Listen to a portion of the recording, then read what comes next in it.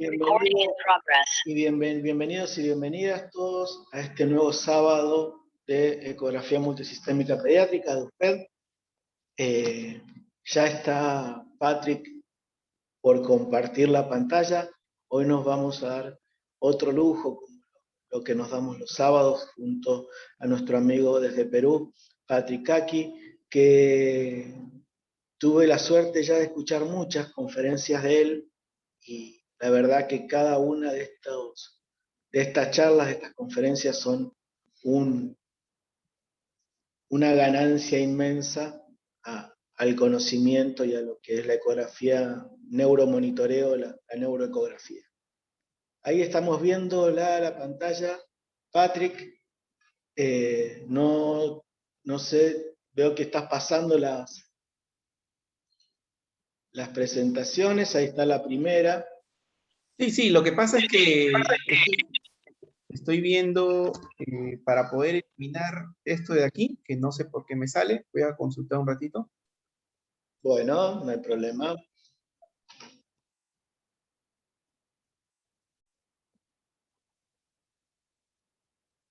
Así que si quieres, como les decía recién, hoy nos vamos a dar el lujo de escuchar a nuestro amigo y compañero Patrick desde Perú, uno de los referentes latinoamericanos en neurointensivismo, en neurosonografía. Así que cuando usted quiera, yo cierro mi micrófono, mi cámara, y te escuchamos. Sí, ya estamos ya, doctor, listo. Disculpen el inconveniente técnico. Muy buenos días con todos. Vamos a iniciar la charla. Bueno, la charla es Doppler transcranial codificado en color en parada circulatoria cerebral en pediatría. Aquí muchas veces hay algún tipo de confusión. Una cosa es el Doppler transcranial convencional y otra cosa es el Doppler transcranial codificado en color. El Doppler transcranial convencional es esa máquina en la cual vemos espectros, sonidos, y requiere de un muy buen entrenamiento de oído. Pero como nosotros estamos en el tema de la ecografía, sin eso indicar que el Doppler convencional no ayuda, porque ayuda un montón, lo ideal es tener los dos. Cuando hablamos de Doppler transcranial codificado en color, hablamos de triplex, porque hacemos modo B, Doppler color y Doppler pulsado. Y también muchos lo denominan duplex codificado en color, pero el término correcto es triplex. Lo que yo les voy a mostrar es, vamos a hacer revisión de literatura y unos ejemplos prácticos de cómo se emplea el triplex, es decir, utilizando el ecógrafo que todos tenemos. ¿Sí? Empezamos entonces.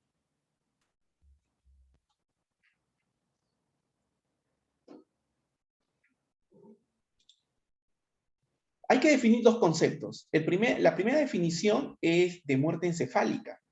En este artículo de directrices para la determinación de la muerte encefálica en lactantes y niños, realizan una actualización de la recomendación del grupo de trabajo de 1987, el grupo etario recién nacidos a término de 37 semanas a niños menores de 18 años, concluyendo o definiendo a la muerte cerebral como un diagnóstico clínico basado en la ausencia de la función neurológica, con un diagnóstico conocido que ha resultado en un coma irreversible.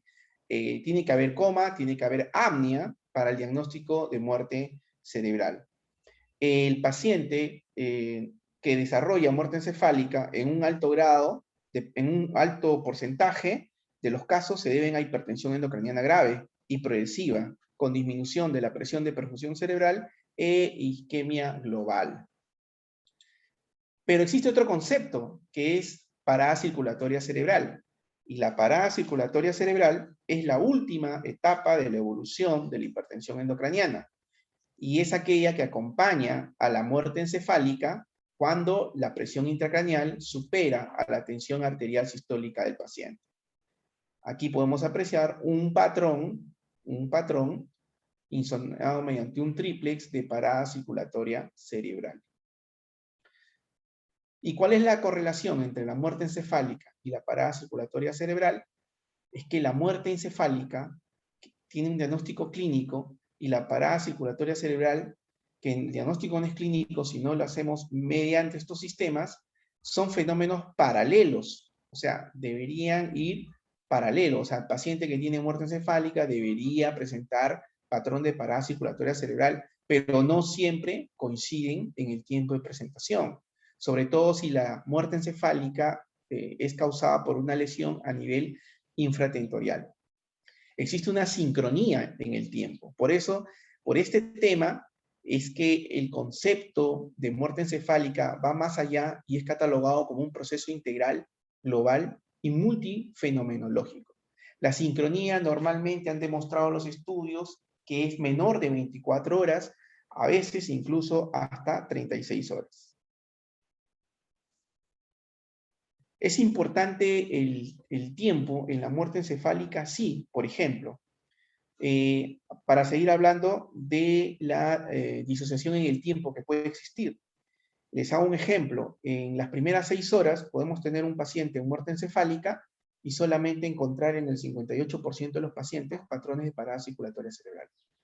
Y entre las 24 y 36 horas, pacientes con diagnóstico clínico de muerte encefálica pueden presentar 100% de patrones de parada circulatoria cerebral. Aquí están las variables de confusión de la muerte encefálica, ¿sí?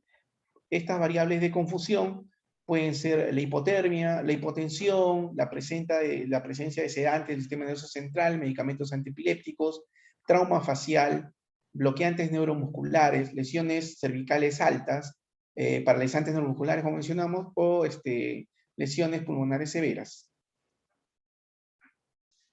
En esta situación es donde se puede indicar la utilización de métodos auxiliares. Aquí están los métodos auxiliares para muerte encefálica. Históricamente, la arteriografía cerebral convencional ha sido considerado el gold standard en la práctica. Y en la práctica, en realidad, revisado los estudios, la mayoría de médicos utilizan más, creo que por un tema de logística, a la electroencefalografía, luego al Doppler convencional y luego al triplex.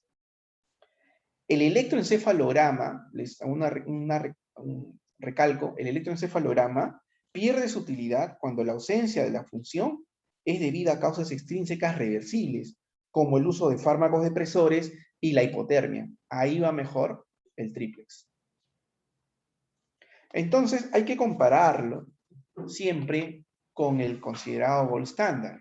En este estudio, donde se hace una comparación de la medición de las velocidades cerebrales con Doppler a través de la ecografía, ¿no? En este caso aquí tienen un triplex, fíjense, se compara con la geografía de 4 vasos, que era considerado el gold standard, y aquí tanto la ecografía como el Doppler transcranial, en este caso el triplex, confirmaron muerte cerebral en todos los pacientes. La concordancia fue del 100%, y algo importante es que el patrón de parada circulatoria cerebral en estos pacientes apareció 30 horas después del diagnóstico clínico de muerte encefálica.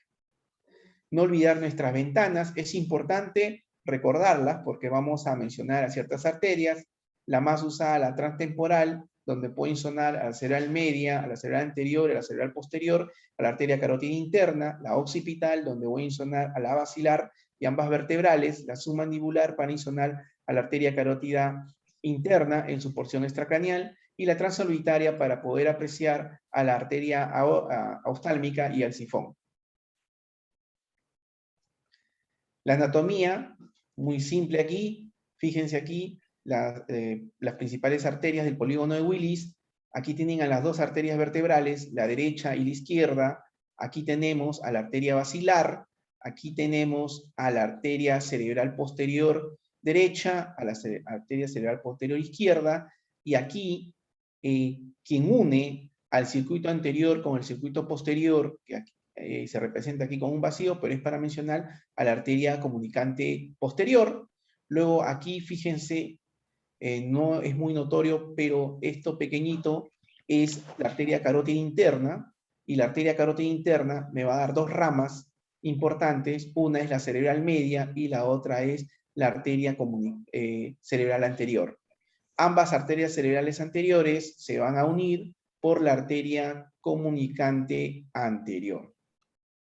Aquí lo podemos apreciar en una foto, la ventana temporal, ¿sí? Ventana temporal, plano mesencefálico, que es el más importante. Podemos apreciar al mesencéfalo.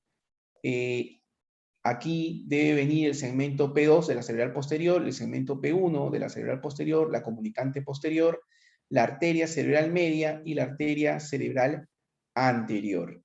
Y aquí estamos en una ventana occipital, podemos apreciar las dos vertebrales y la basilar. Y así se ve en vivo una ventana temporal en un plano mesencefálico, ¿no? La estructura que se van a guiar, idealmente cuando hacen una ventana temporal, para decir que tienes una buena imagen, tienes que poder ver el hueso contralateral, el mesencéfalo y también el tercer ventrículo. Ahí tú puedes decir que tienes una buena ventana temporal. Aquí pueden apreciar a través de la ventana occipital las dos vertebrales y la basilar. Muy bonitas imágenes. En cuanto a las mediciones de flujo, todo esto es para recordar, porque yo supongo que no todos hemos estado conectados todos los días, entonces estamos haciendo un pequeño recordaris breve para poder tocar el tema de fondo. El patrón sonográfico normal de las arterias de la base del cráneo es de un flujo continuo. La sangre se mueve en una única dirección dentro del vaso, se enlentece en la diástole y se acelera en la sístole, pero no se detiene. O sea, la velocidad nunca es cero, ni se invierte la diástole. Normalmente, ese es el patrón sonográfico que vamos a encontrar en estos pacientes. ¿Cuáles son los parámetros? Por ejemplo, desde la línea de base hacia el punto más alto del espectro, tenemos a la velocidad sistólica pico. Desde la línea de base hacia el punto más bajo del espectro, tenemos a la velocidad diastólica final. Teniendo estas, tenemos a la velocidad media. En base a estas tres variables, yo puedo hallar al índice de resistencia, que es más, o de Porcelot, que es más utilizado en neonatos, y al índice de pulsatilidad, que se va a asociar a la resistencia cerebrovascular, también llamado índice de Gosling. Ahora la pregunta es ha sido muy estudiado el Doppler transcranial convencional en el tema de parada circulatoria cerebral en muerte encefálica. Pero nuestra pregunta es, nosotros que hacemos ecografía, ¿la ecografía me sirve para hacer diagnóstico de parada circulatoria cerebral? Vamos a ver la respuesta. En estas pautas de la Sociedad Europea de Cuidados Intensivos Pediátricos y Neonatales son las recomendaciones del POCUS en un paciente neurocrítico, ¿sí? Y quiero que se fijen aquí en el número 31, que nos dice que el POCUS es útil para detectar patrones de flujo sanguíneo cerebral que sugieran la presencia de parada circulatoria cerebral en niños con los huesos del cráneo fusionados. Vamos a ver aquí. Los resultados de este metaanálisis sugieren que el Doppler es una prueba auxiliar de alta precisión para la confirmación de muerte encefálica. Lógicamente que me estoy refiriendo a la ecografía. Vamos a buscar evidencia y el 2014 se publica el Consenso Latinoamericano sobre uso de Doppler, donde nuestros expertos, muchos de nuestros maestros estuvieron presentes y llegaron a un consenso. Una de las preguntas de ese consenso es: ¿cuáles son las características de los equipos Doppler que se usan para el diagnóstico de paro circulatorio cerebral? Y si también se puede utilizar el Doppler transcranial color, o sea, la ecografía. Y la respuesta es sí. Ambos métodos se pueden utilizar para el diagnóstico de parada circulatoria cerebral. Este cuadrito yo lo he agregado simplemente para ver las principales diferencias entre el Doppler convencional y el Doppler transcranial codificado en color, que básicamente es que el Doppler convencional tiene la ventaja de que puede realizar un monitoreo continuo, y el Doppler transcranial codificado en color tiene la ventaja de que puedes ver estructuras anatómicas y que también puedes emplear el ángulo, la función de corrección de ángulo, ¿no? Por si acaso, la función de corrección de ángulo no debe ser utilizada de forma rutinaria, ¿no? Y idealmente lo que se recomienda es que no se use en lo posible porque sobreestima o infraestima las velocidades. Ahora, eso es en Latinoamérica, pero ¿qué pasa en Europa? Hay que recordar que la ecografía extracraneal y transcraneal de las arterias que irrigan el cerebro está aceptado ya en todo el mundo, en los protocolos de muerte cerebral, como un método auxiliar válido para probar la parada circulatoria cerebral. En este cuadro podemos valorar el Doppler transcranial convencional y el Doppler transcranial codificado en color para la determinación de la parada circulatoria cerebral. O sea, ¿qué sucede? Fíjense aquí. Alemania, que es donde se publica este artículo, en Alemania, ¿qué empleaban o qué insonaban para hacer sus diagnósticos de parada circulatoria cerebral en un entorno de muerte encefálica?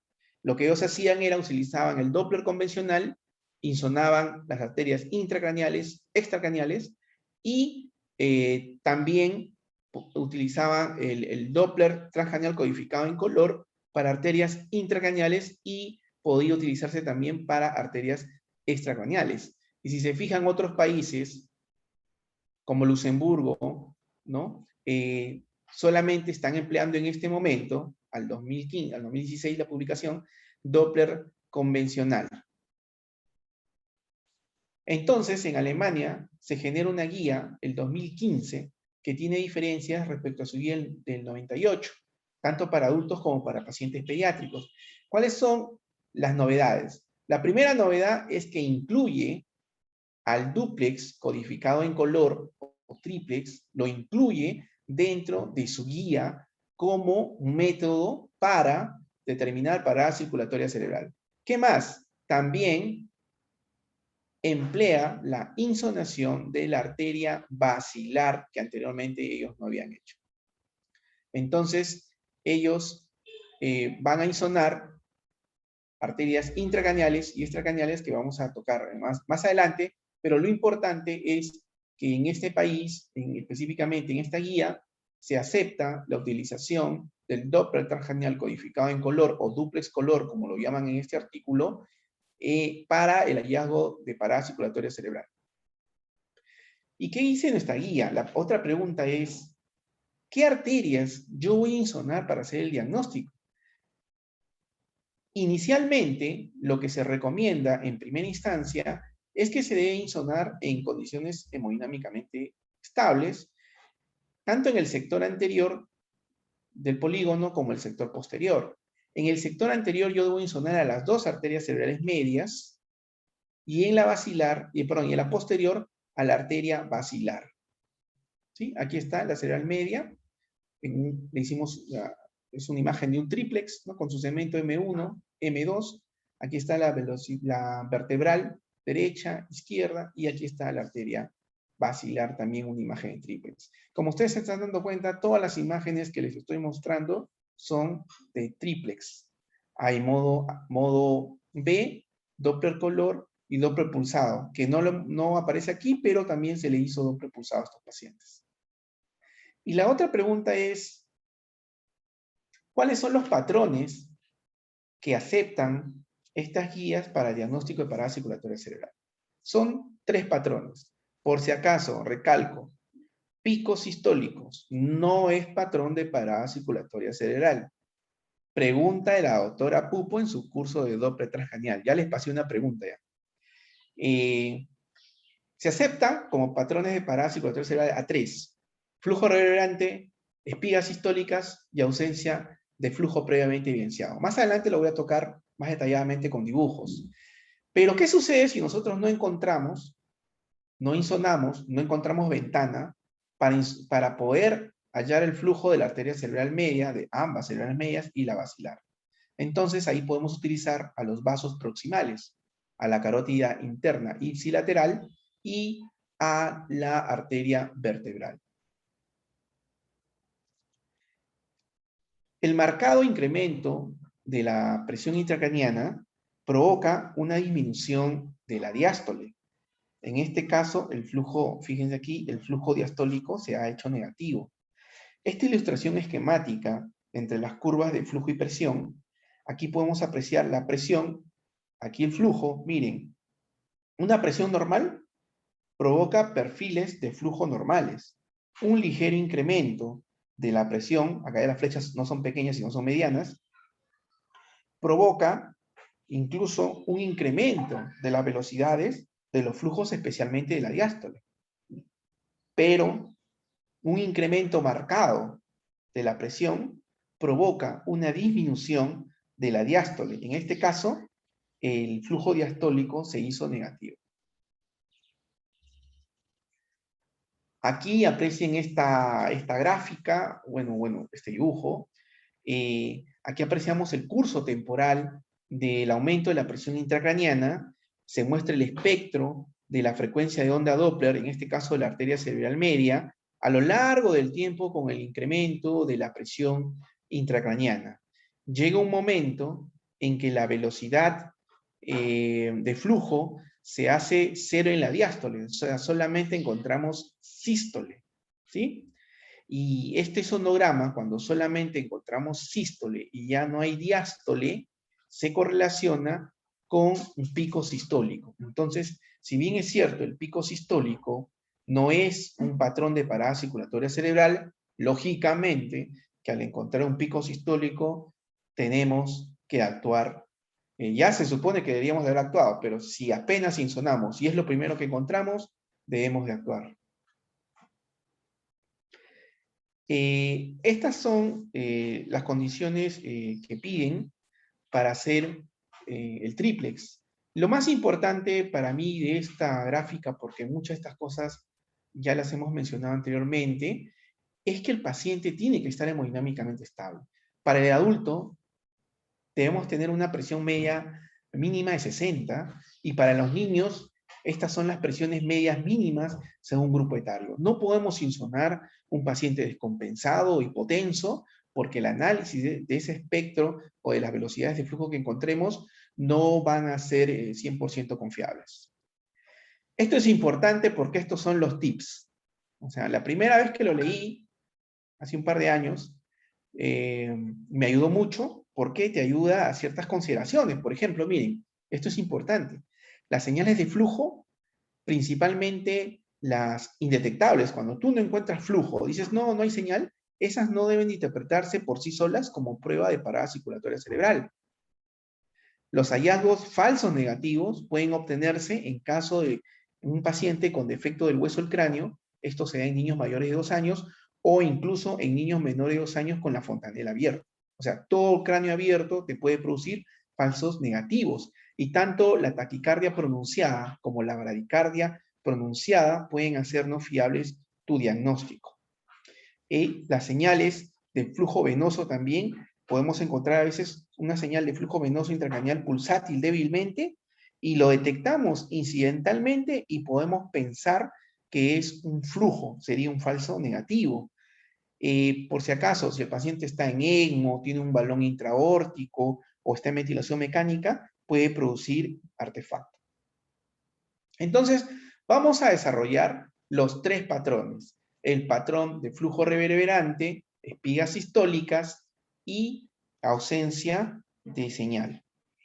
El patrón de flujo reverberante se da cuando la presión intracraneana, recordando primero, cuando la presión intracraneana iguala a la presión diastólica y ya no hay diástole, tenemos a los picos sistólicos.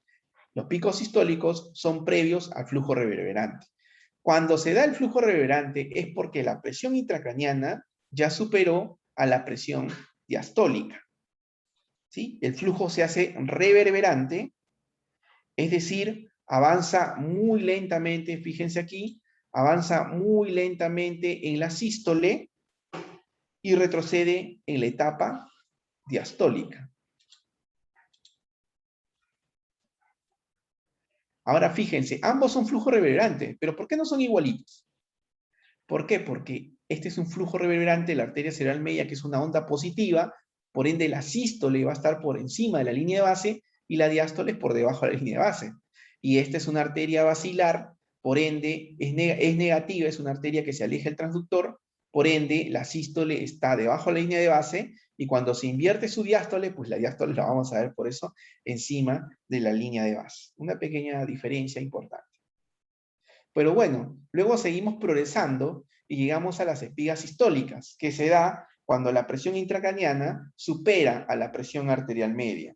Se ven espigas sistólicas que se caracteriza por una onda de flujo positiva, de muy corta duración y de baja velocidad. Coincidente, ¿no?, con el inicio del ciclo cardíaco. Y luego viene la ausencia de señal del flujo previamente insonado. Y esto se da cuando la presión intracraniana supera la presión arterial sistólica. No se visualiza movimiento de la sangre en los vasos, y en todos los casos, es una buena sugerencia, en todos los casos de ausencia de señal de flujo intracraneal, es aconsejable el estudio del flujo de las arterias extracraneales. Aquí nos muestran el esquema de las arterias, de cómo deben ser insonadas, ¿no?, según las directrices de la guía alemana que les mencioné. Entonces, ¿qué insonamos? Inicialmente ambas arterias cerebrales medias, con el triplex, ambas arterias cerebrales medias, y la arteria basilar. Si es que no tenemos ventana, tenemos una mala ventana, un 15 a 20% de las personas pueden tener mala ventana. Si no logramos insonar esa, nos vamos a nuestra segunda opción, que es insonar a la arteria carótida interna y a las basilares. Ambas arterias carótidas internas, por si acaso, ambas basilares. Todo tiene que hacerse de forma bilateral. Me dicen, doctor, pero la basilar es unilateral. Claro, porque la basilar solamente es una, pero todas las arterias tienen que ser insonadas de forma bilateral. Aquí podemos apreciar, ¿sí?, a la insonación, pero ya cómo nos ayuda la circulación extracraneal. Entonces, aquí podemos apreciar a la arteria, el panal A y la figura A y la figura B nos muestran señales de flujo bifásico. Estas señales de flujo bifásico, es decir, una sístole anterógrada y una diástole retrógrada, corresponden al flujo reverberante, y en este caso, aquí tenemos flujo reverberante en la arteria cerebral media, ¿no? Luego hizo espigas sistólicas, y aquí tenemos a la arteria cerebral anterior, donde posteriormente también hizo picos sistólicos. Doctor, ¿y cómo usted sabe qué es la cerebral media y cómo sabe qué es la cerebral posterior? No he leído esto, por si acaso. Simple, miren. La arteria cerebral media, por anatomía, más o menos por acá está el mesencéfalo, ¿sí? Y por ubicación anatómica, esta es la arteria cerebral media, está insonada en su segmento M1. ¿Qué más me dice que es la cerebral media? Porque el asístole está por encima de la línea de base, y recuerden que la cerebral media es una arteria positiva, por ende la sístole está por encima de la línea de base, y como tiene flujo reverberante, la diástole va a ir por debajo de la línea de base. Pero sin embargo, la arteria cerebral media, doctor, ¿por qué la arteria cerebral media? También por anatomía. Aquí está el mesencéfalo, ¿sí? Mesencéfalo, la arteria cerebral media está por aquí, perdón, la cerebral media está por aquí, la cerebral anterior, la arteria cerebral anterior está por aquí, disculpen el error, cerebral media, cerebral anterior, por aquí está la cerebral anterior, es la que está insonada, su sístole está por debajo de la línea de base y su diástole está por encima de la línea de base, ¿sí? Y luego hacen picos sistólicos. Es la progresión de la parada circulatoria cerebral. Perdón, espigas sistólicas, espigas sistólicas. Aquí, en esta figura, podemos apreciar a la arteria carótida interna y a la arteria vertebral, pero ambas han sido insonadas haciendo una ecografía de cuello, un triplex de cuello, ¿no? Y aquí podemos apreciar a la carótida externa que mantiene su flujo. ¿Por qué muestro esta figura? Porque por si acaso hay arterias que de por sí su espectro es de alta resistencia. Por ejemplo, la arteria oftálmica, que es extracraneal, tiene un patrón de alta resistencia. Entonces, Por eso es que no lo usamos de rutina a la oftálmica en los estudios, no es de rutina, es una alternativa cuando no hay ventana, cuando la arteria carótida interna pues está con estenosis, trombo, etc. Pero no es la primera que vamos a utilizar por el tema de que tiene un patrón de por sí de alta resistencia, porque todas las arterias intracraneales tienen patrón de baja resistencia, o sea, tienen IPs dentro del rango de normalidad. Trabajamos de 0.7 a 1.1 o de 0.7 a 1.2. Fíjense, esta arteria carótida externa mantiene su flujo, pero fíjense, le impresiona como si tuviera una disociación cistodiastólica, pero es su patrón de esta arteria. Es igual, si ustedes ven la oftálmica, les impresiona que la diástole es muy baja, que hay disociación cistodiastólica. Por eso es que no es de primera elección. Y cuando hacemos ecografía es importante completar todo el estudio para tratar de hallar hipertensión endocraniana. Por si acaso, la ecografía del diámetro de la vaina de nervio óptico y todo lo relacionado, lo que me va a indicar es si hay o no hay hipertensión endocraniana, pero no va a influir, o sea, no ayuda, no es un método para determinar parada circulatoria cerebral. Aquí otro ejemplo, quiero que vean este ejemplo de aquí. Aquí podemos apreciar cómo cae en la arteria carótida interna, o sea, extracraneal. Aquí se produce la sistolización, ¿no? El gasto cardíaco se incrementa, la frecuencia cardíaca se incrementa y por ende la sístole se incrementa. El cuerpo está tratando de compensar esto, pero la diástole no logra subir, cae, se produce una disociación sistodiastólica y al final en este paciente continuó la progresión y terminó en parada circulatoria cerebral, flujo reverberante, se le volvió a tomar otro control y mostró flujo reverberante y era compatible ya con un diagnóstico clínico 2 horas antes de muerte encefálica. Aquí les voy a presentar 3 casos nuestros que lógicamente nos han enseñado mucho, ¿sí? Aquí tenemos un paciente de 6 años de edad, de sexo femenino, con un traumatismo encefalocraniano severo, ¿sí? Entonces, esta es su tomografía de ingreso, ¿sí? Esta es su tomografía de ingreso.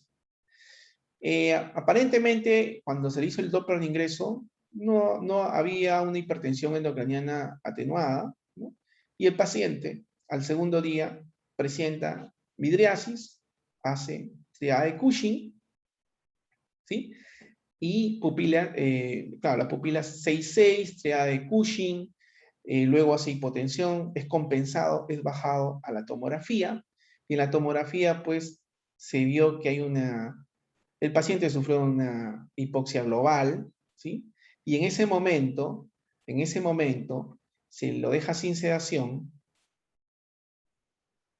Nosotros llegamos al turno siguiente con un diagnóstico clínico de muerte encefálica. Desde el diagnóstico clínico, más o menos a la muerte encefálica habrán pasado unas 3 horas y le realizamos el triplex, encontrando flujo reverberante en arteria cerebral media derecha, izquierda y en la arteria basilar.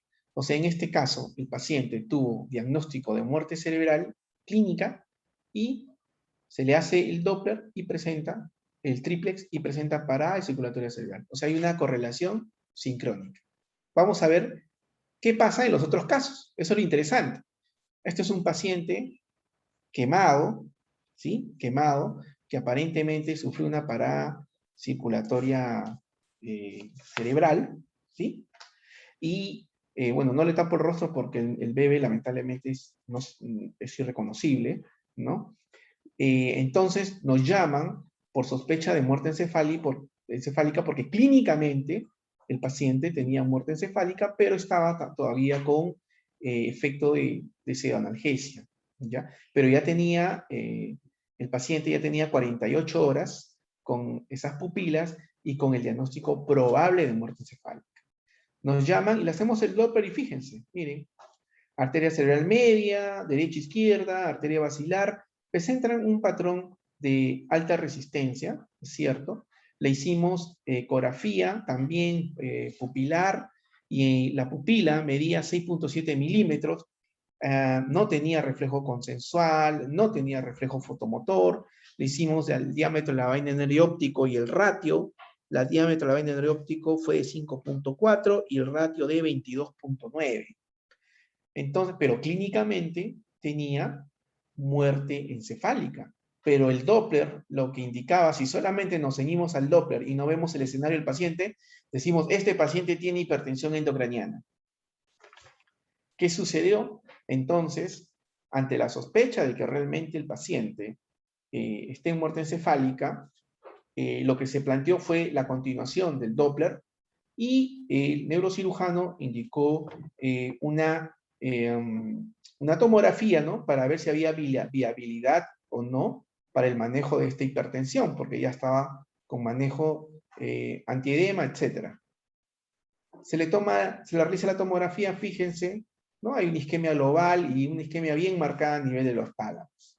Entonces, a las 36 horas se le vuelve a realizar el triplex, flujo reverberante a las 48, es que yo no puedo ver bien por acá, pero cuando ya le realizamos a las 36 horas, ya el paciente presentaba espigas sistólicas. O sea, aquí no hubo correlación. El paciente tuvo como 4 días diagnóstico de muerte encefálica, casi como 48 horas de diagnóstico de muerte encefálica, ¿no? Y no había una correlación entre el diagnóstico clínico y el patrón de parada circulatoria cerebral. Felizmente nosotros, basados en la lectura y en la experiencia también, referimos que no descartábamos con este Doppler que el paciente no esté en muerte encefálica y que había que hacerle el seguimiento porque si la clínica indicaba que el paciente estaba en muerte encefálica, en cualquier momento iba a presentar patrón de parada circulatoria cerebral. Este otro casito también es un paciente de 10 años de edad, de sexo masculino, posoperado inmediato de tumor de fosa posterior. Fíjense aquí, prácticamente tiene un sistema de elevación ventricular externo, tiene una plaqueta abierta en la zona occipital. Este paciente presentaba hidrocefalia secundario al tumor de fosa posterior. Ingresa de sala de operaciones a nuestra UCI con diagnósticos clínicos de muerte encefálica, pero todavía bajo efecto de pseudoanalgesia. Se hace la evaluación, se suspende la pseudoanalgesia, inmediatamente estabilizado. No, es más, ni necesitó vasopresor ni nada. El paciente estaba como si estuviese dormidito. Y las pupilas estaban 4-4, arrefléxicas, no había reflejo consensuado, no había reflejo fotomotor. Se le realiza el Doppler, el triplex, y fíjense aquí, todas las arterias, tanto las supratentoriales como las infratentoriales, presentaban el mismo patrón, solo que aquí pongo las infratentoriales, ¿sí? Porque aquí se encuentra la plaqueta, es donde más abierto tiene el cráneo. Entonces presentaba flujos que eran compatibles en realidad incluso con hiperemia. También se dijo que si clínicamente impresionaba una muerte encefálica y como es un cráneo abierto, es más, doblemente abierto, puede presentar flujos estando todavía el paciente en muerte encefálica, pero que luego iba a presentar patrón de parada circulatoria que había que hacer el seguimiento, y fíjense aquí, a las 24 horas del diagnóstico de muerte encefálica clínica, el paciente presenta un patrón de muerte encefálica, en este caso flujo reverberante, ¿no? Aquí el video y aquí la foto, ¿sí? Hay algo importante que quiero recalcarles aquí que me olvidé, pero es importante. ¿Por qué este paciente que sufrió una parada cardíaca, por qué puede tener flujo? Esto se llama reperfusión. Cuando un paciente presenta una parada cardíaca y es reanimado tardíamente, su cerebro se lesiona de forma irreversible por una isquemia global, así, isquemia global, pero el flujo se ha restaurado. Entonces, por un tiempo, la circulación persiste, por lo tanto, el hallazgo del flujo en estos pacientes no descarta la muerte encefálica.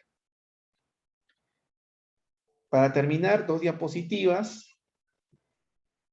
Y este estudio retrospectivo, con 123 pacientes, a los que se le realizó una ecografía cervical, muestra una sensibilidad del 78% en la detección de parada circulatoria cerebral.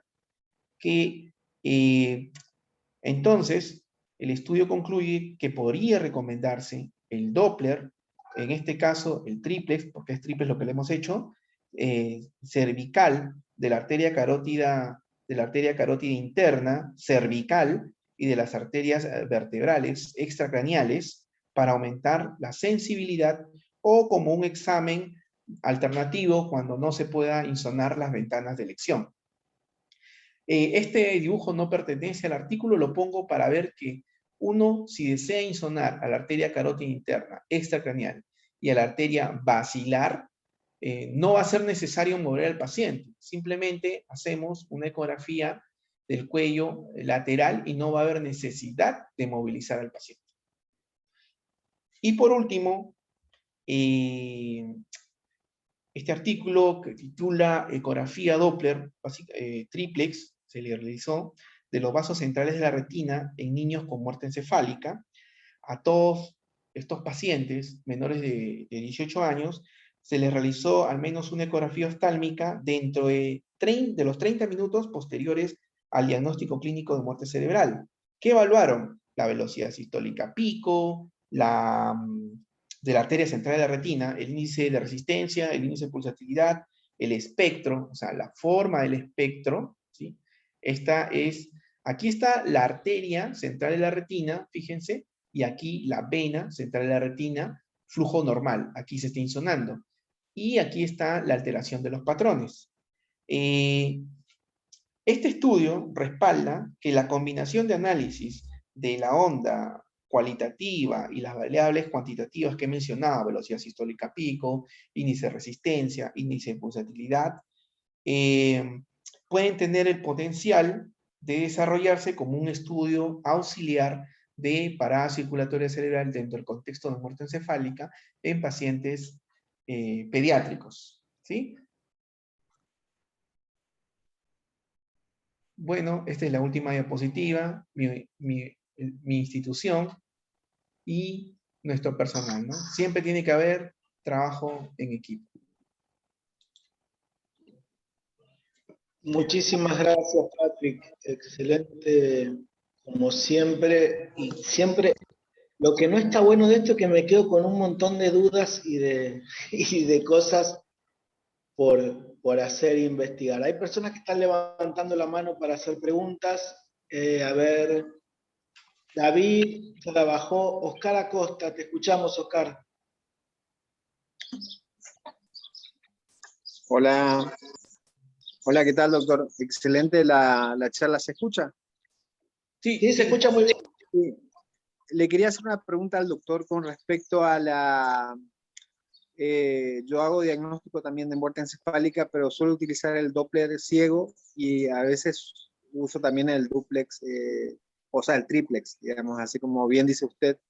Mi pregunta es, en caso de lesiones estructurales de tronco, en pacientes pediátricos, me ha tocado una oportunidad que tuve una pacientita que tenía no me acuerdo si era un tumor o una hemorragia de fosa posterior.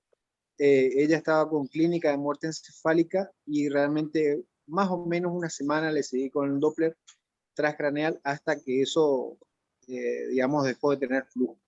Pero la pacientita tenía flujo durante toda esa semana, ya con clínica de muerte encefálica, sin sedación, sin reflejo, sin nada. Esa es una pregunta. Y el otro es con respecto a la craniotomía descompresiva. Realmente a veces te puede dar un resultado falso, paciente ya con clínica de muerte encefálica, pero persiste aún el flujo hasta que eso deja de tener flujo, digamos. Pero siempre es como que se retrasa un poco el diagnóstico también por método auxiliar. No se guía uno tanto por la clínica, sino espera a que deje de tener flujo el paciente por el Doppler transcraneal. Esas son mis dos preguntas, digamos. Una es lo de la lesiones del tronco, estructurales del tronco, ¿qué valor tendría ahí el Doppler? O sea, siempre va a tener, pero retrasa más. Y el otro es la craniotomía descompresiva. Sí. No importando la lesión estructural, ¿sí? No importando la lesión estructural, el orden de insolación se respeta, ¿no? O sea, va, lógicamente, como le digo, la disociación va a ser entre la muerte encefálica clínica y la parada circulatoria cerebral, normalmente es menos de 24 o 36 horas. O sea, con el caso del doctor que menciona primero, sí, o sea, lamentablemente lo único que queda es, si es que clínicamente considera que está en muerte encefálica, continuar haciendo la insolación tanto del Doppler como del triplex. Pero ahí, ¿en qué ayudaría el triplex? Que el triplex, ¿en qué ayuda? Que el Doppler muchas veces insonamos y no encontramos nada. Y no sabemos, entonces decimos, tiene mala ventana. Está dentro de ese 15-20%. Pero cuando usamos el triplex, como tenemos ecografía modo B, entonces yo puedo ver las estructuras, el mesencéfalo, tercer ventrículo, y yo puedo decir, ah, no, este paciente no tiene mala ventana, porque estoy logrando ver por dentro, pero quizás ya no haya flujo, o el flujo que encontremos sea de una parada circulatoria. Respecto a la segunda pregunta es, todo paciente con cráneo abierto, o sea, niños menores de 2 años, con fontanela abierta, y ahí en adelante, todo paciente con cráneo abierto, por ejemplo, como una craniectomía descompresiva, como dice el doctor, retrasan, no el diagnóstico clínico, pero sí retrasan el diagnóstico de parada circulatoria cerebral. Y yo les voy a mencionar una experiencia. Tuvimos un paciente de 6 años, con diagnóstico clínico de muerte encefálica, 48 horas sin pseudoanalgesia con clínica de muerte encefálica. Yo voy a las 48 horas y leo los reportes, y todos los reportes indican, se hace Doppler de arteria cerebral media, derecha, izquierda, con flujo, incluso con buen flujo. Y yo le pregunto, ¿insonaron la basilar?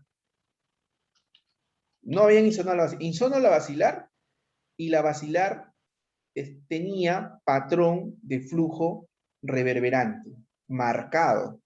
Este paciente ya estaba en muerte clínica, y la craniectomía descompresiva que le habían realizado, muy amplia, muy buena, digamos, pero no cambió el pronóstico del paciente, hizo que retrasaran el diagnóstico de parada circulatoria cerebral, pero nunca tienen que dejar de insonar las otras arterias. O sea, el error de muchos es irse solamente a la temporal, y la temporal no me va a permitir ver el territorio posterior. Entonces, siempre recuerden, arteria cerebral media, ambas, derecha, izquierda, y la basilar. Si es que no hay ventana, podemos utilizar a la arteria carótida interna y a las vertebrales. Y si es que eso no ayuda, podemos buscar otras arterias extracraneales, como por ejemplo la oftálmica, la arteria central de la retina también. Ahí había una pregunta de David. ¿Querés prender el micrófono, David? Ahí te vemos. Listo. Hola, Javi. Excelente plática del doctor Patrick. En una de las diapositivas menciona una referencia del 2014 de la Revista Brasileña de Terapia Intensiva, en la que menciona 3 patrones de paro circulatorio: el patrón reverberante, las espigas históricas y la ausencia de flujo. Ahora, en la publicación del SNP del 2020, que si bien fue con evidencia C, y un acuerdo únicamente, no fue un acuerdo fuerte, mencionan 5. ¿Cuáles son las 2 que se agregan en esta publicación de la Sociedad Europea? La reverberación del flujo diastólica en la arteria carótida interna extracraneal, y la otra es la velocidad media de la arteria cerebral media menor de 10 centímetros por segundo por más de 30 minutos. Digo, si bien esta es evidencia más reciente y con un peso C, ¿qué experiencia están teniendo ustedes en la práctica? ¿Sí se está realizando estas 2 mediciones aparte de las ya conocidas? Sí. Nosotros en realidad empleamos el apoyo de la circulación extracraneal, pero en la práctica hemos tenido la suerte de no chocar con un paciente que no tenga ventana. O sea, hemos visto muchos pacientes, pero hemos tenido esa suerte de que siempre hemos encontrado ventana y hemos podido insonar. Como método de entrenamiento también para nosotros, también corroboramos la circulación extracraneal con una buena correlación, pero que esa correlación hemos visto en la práctica que es mejor conforme más tiempo pase, ¿no? O sea, conforme más tiempo pase, hemos encontrado mejor correlación entre la intracraneal y la extracraneal, ¿no, doctor? Con el tema de la velocidad media, la verdad que no lo hemos empleado, no lo hemos utilizado, no lo hemos protocolizado todavía, y nosotros cada cierto tiempo tenemos temas de revisión para justamente analizar las actualizaciones, ¿no? Y ponernos de acuerdo en si podemos hacerlas viable o no, ¿no?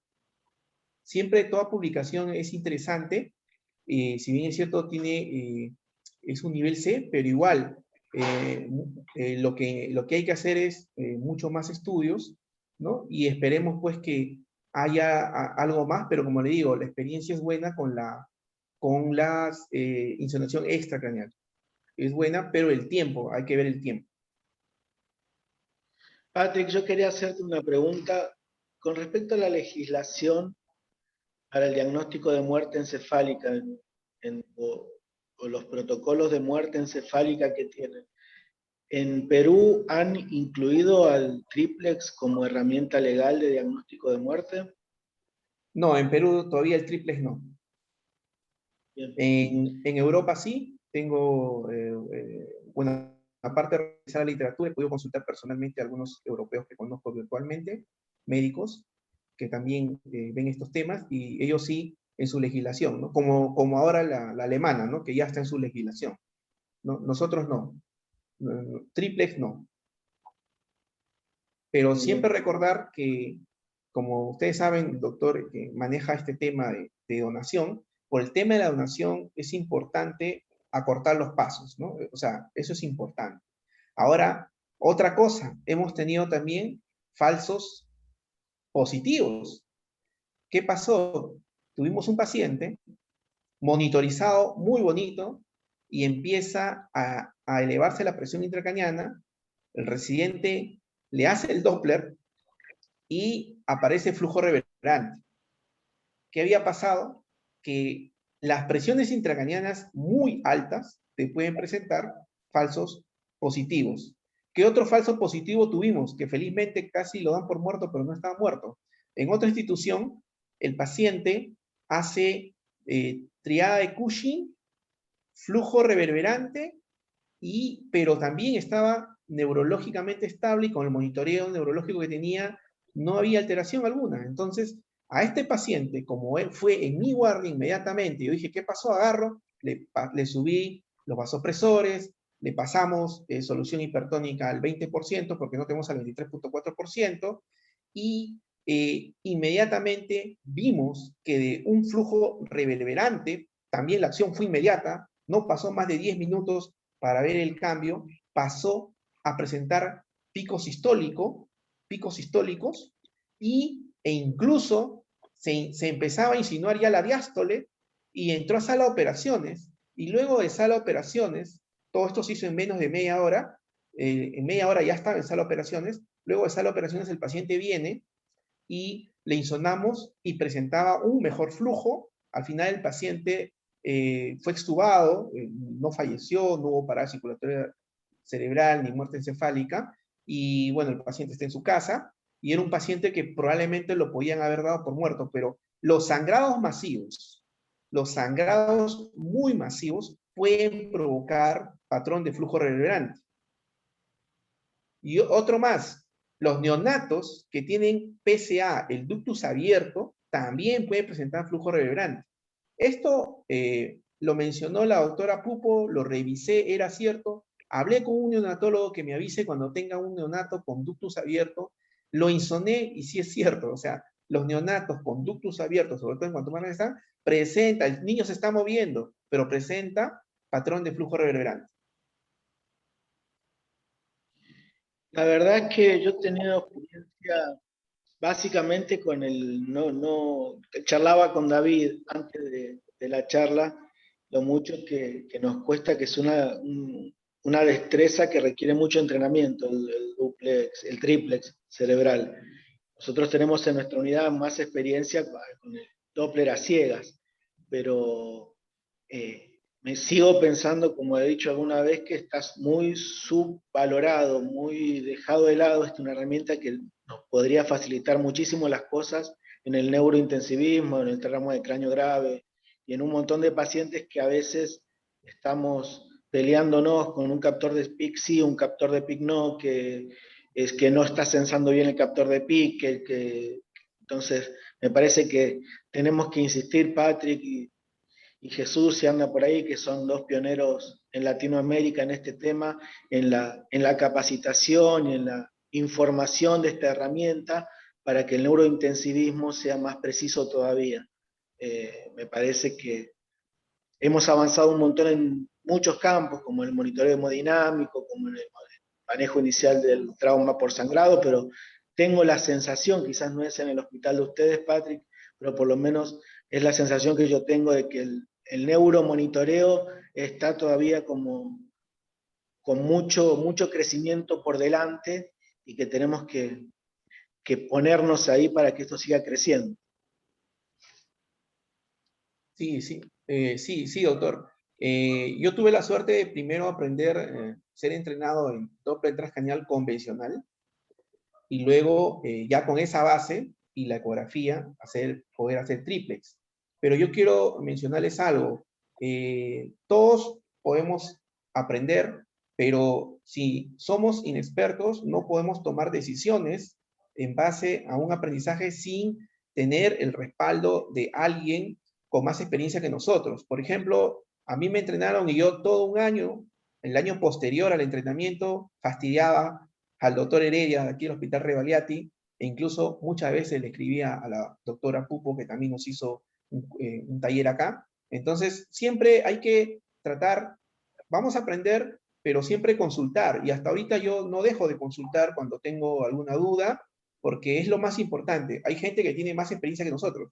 Los neurointensivistas de adultos están 2, 3 pasos por encima de nosotros. Esa es la verdad, que los pediátricos. Entonces, hay mucho camino todavía en este tema de neurointensivismo pediátrico, y bueno, para eso estamos aquí, ¿no? Para seguir aprendiendo.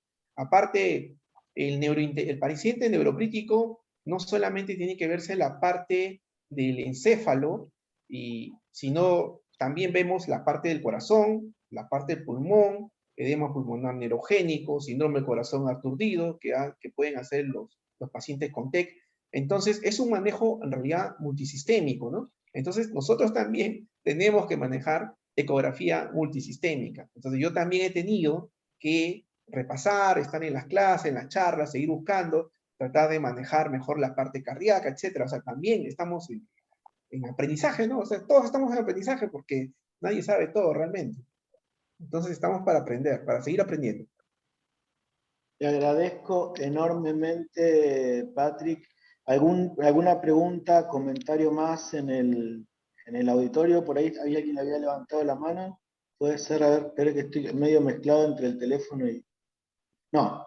¿Hacia Alfredo o no? Es un mensaje de chat, me parece. Felicitaciones. Desde ya, Patrick, como siempre, muchísimas gracias. Espero que pronto nos veamos personalmente y podamos intercambiar conocimientos. Como siempre, son solo palabras de agradecimiento. Que tengas un hermoso fin de semana, Patrick, un hermoso fin de semana a toda la gente de USPED que se conecta de Latinoamérica, y nos encontramos el sábado que viene. Gracias, Patrick. Saludos para todos, cuídense. Mucho gusto, doctor. Abrazo inmenso.